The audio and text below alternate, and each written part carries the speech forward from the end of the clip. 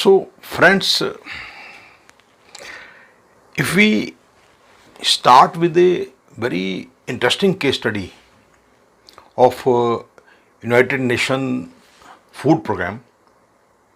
So, United Nations was providing food to various countries, the places where a lot of refugees or the people in need of food and where there are food crisis. So the United Nations is providing food to the people who need it.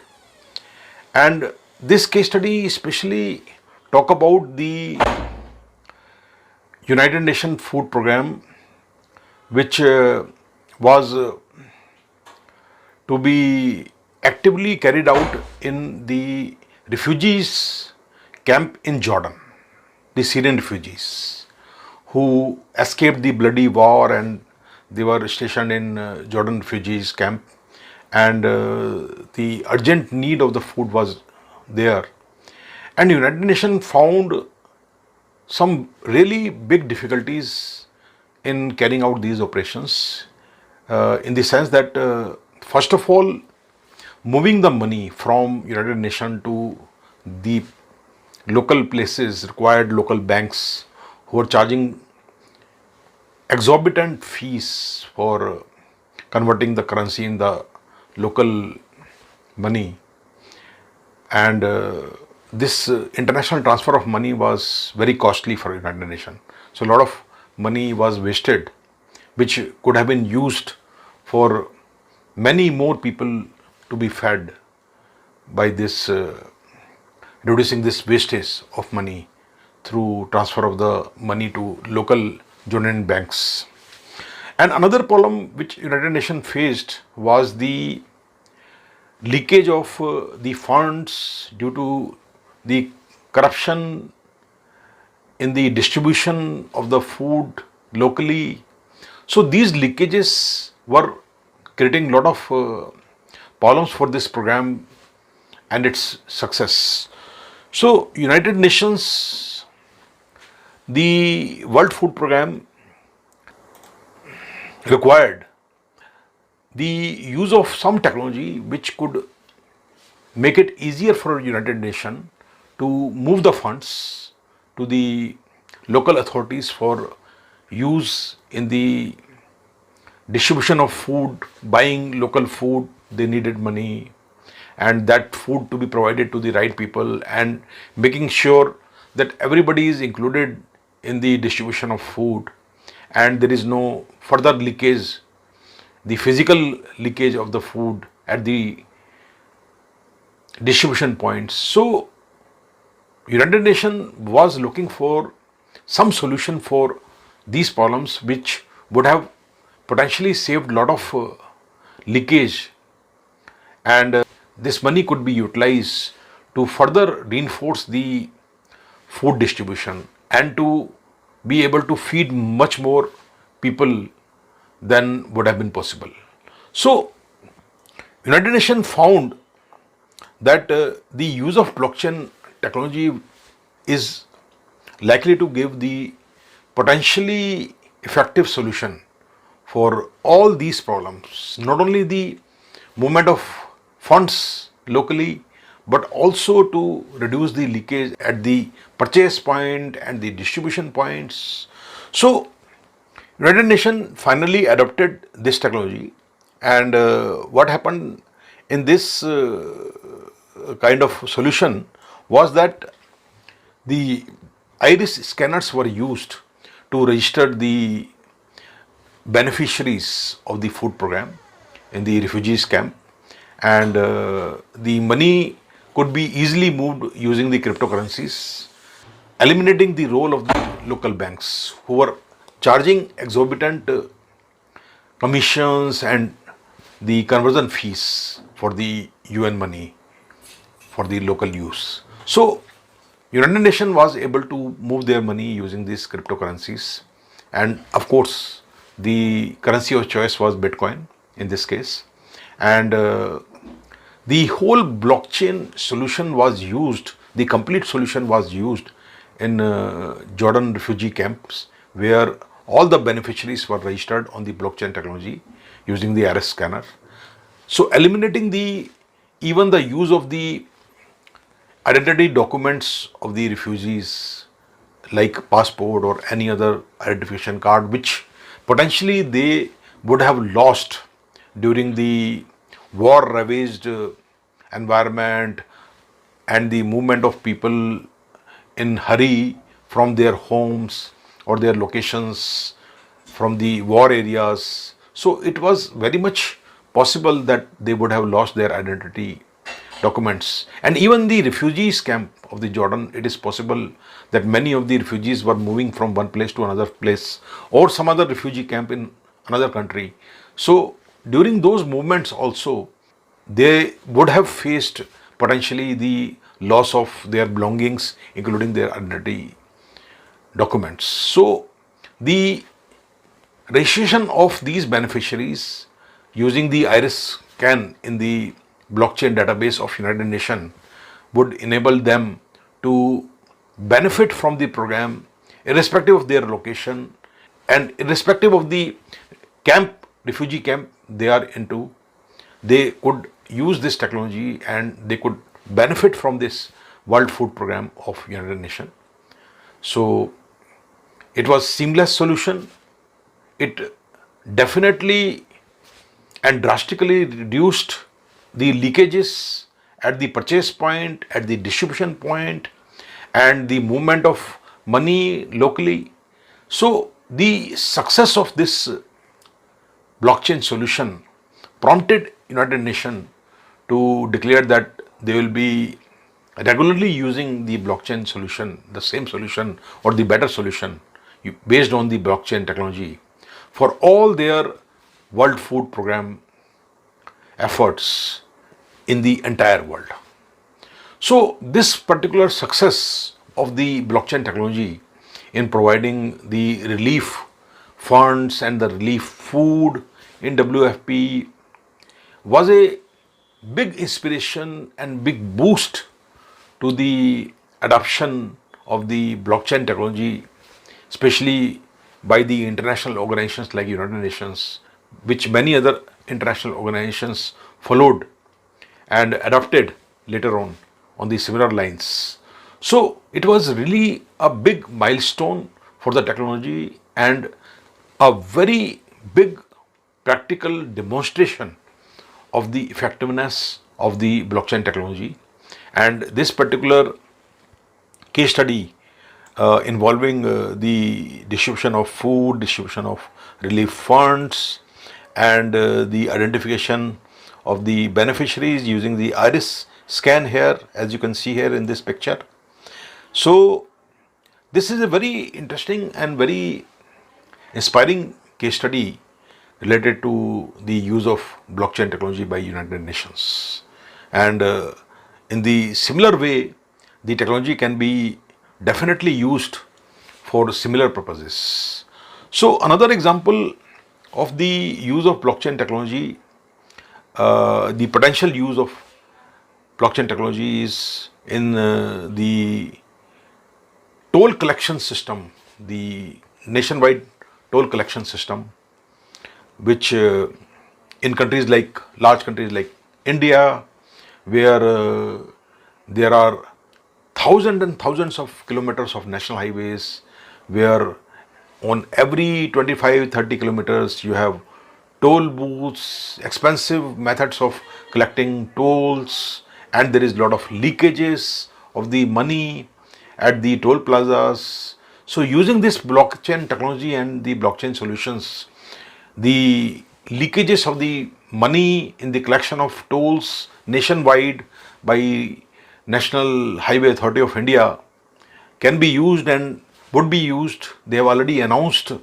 the toll-less collection of the tolls, the road tolls on the roads, and they are already preparing themselves to adopt these technologies, these solutions, and to reduce cost and to increase revenues and to reduce leakages and to reduce corruption in the money collection and embezzlement of the money at the collection points. So there are hundreds and hundreds of applications for the governance, for the business, for international trade, and for the supply chains, international logistics. So there are similar many problems which can be used, which can be solved using these blockchain based solution. We'll be talking about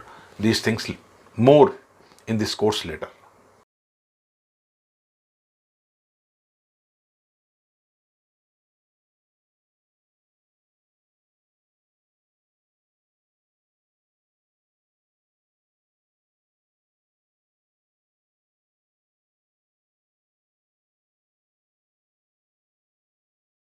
So friends, now if we plunge into the rationale of the emergence of this new blockchain technology and cryptocurrencies, what is the rationale behind it?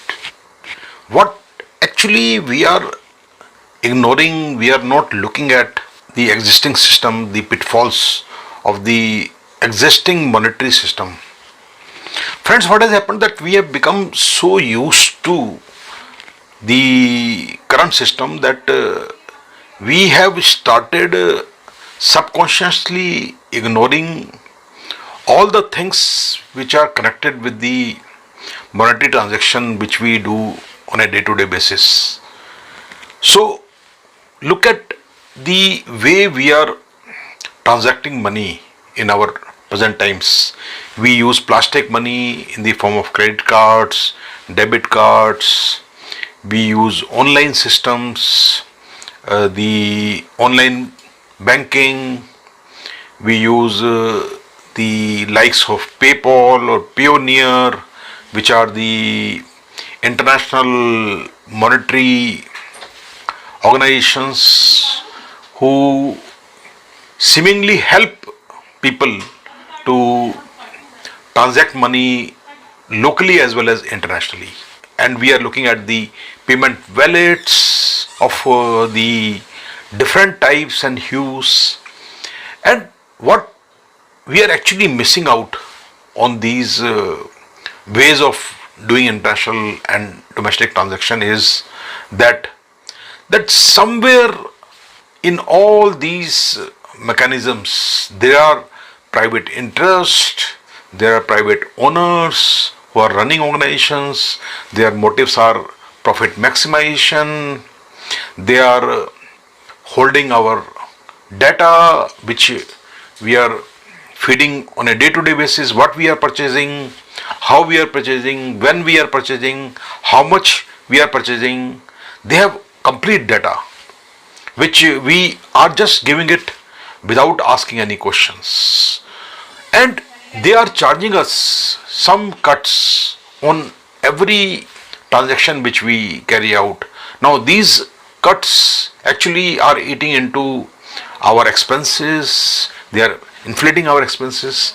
But what has happened is that, friends, we have become so used to the current system that we do not see many of these things. We ignore the privacy issue, we ignore the middleman cuts, we ignore the potential misuse of our data, and we even ignore the existence of our money trusted with these private companies in the form of banks, in the form of payment wallets, in the form of credit card companies, which are most of them are private in nature, they are private organization, and we are trusting them holding our money in digital mode or in any other form.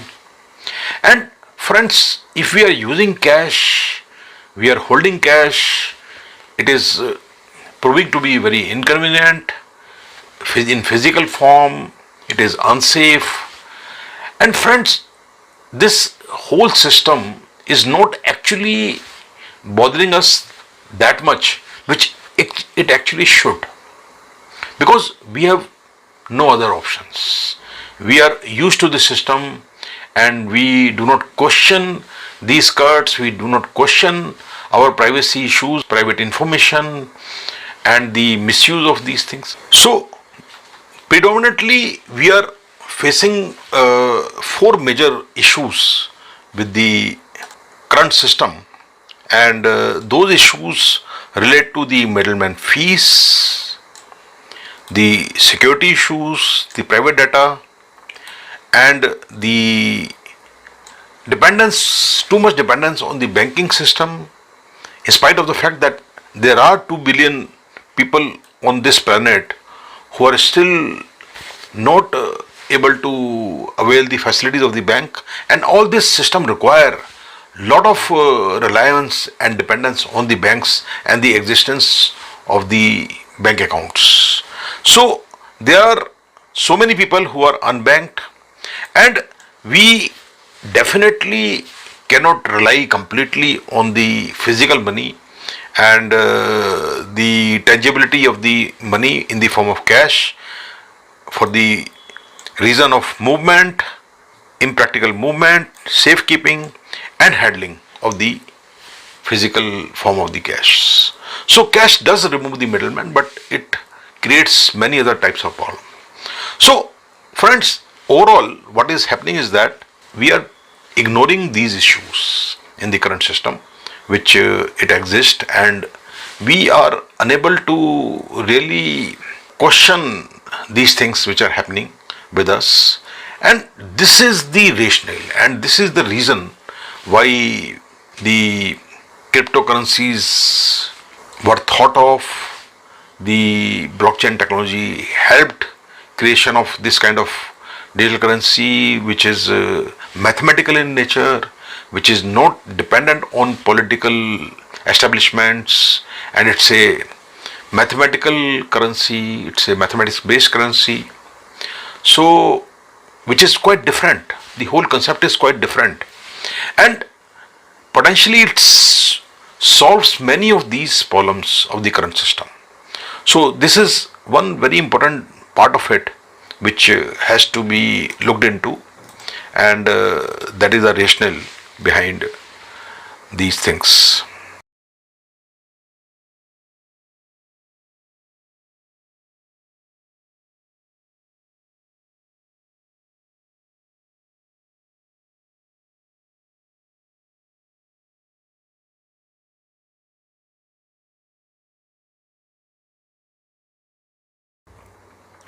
And the cryptocurrencies, they have by nature their form which is decentralized in nature, and because of this decentralized digital currency, there is no need of any middleman. It's a mathematical currency, mathematics based currency, arithmetic currency.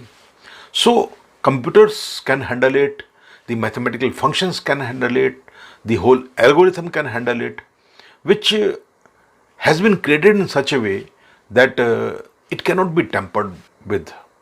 Nobody can actually, in a normal way, can tamper or manipulate these transactions or erase this transaction. So the need of the middlemans as trustees, the private people or the state players, the cryptocurrencies avoids that. And secondly, it is digital in form.